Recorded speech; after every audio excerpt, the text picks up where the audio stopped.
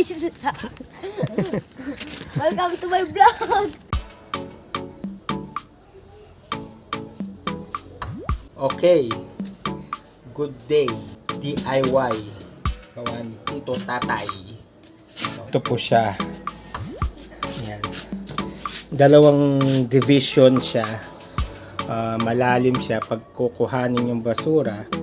At para hindi na pumasok sa loob yung kukuha, nagkaroon ako ng isang idea na lagyan ko siya ng bukasan dito. Then, yan, may mga open door siya.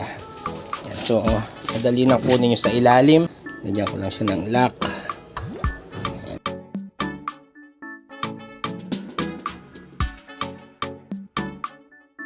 Didikit lang natin siya sa pader. Yan, ito yung kabuuan. Maraming salamat. Okay, saglit lang. Bago natin pakita kung paano ko ginawa ito, may naisip ako para madaling ilipat kung saan dadalhin ito. Okay, watch and learn. Tara, dalhin natin sa madaling paraan.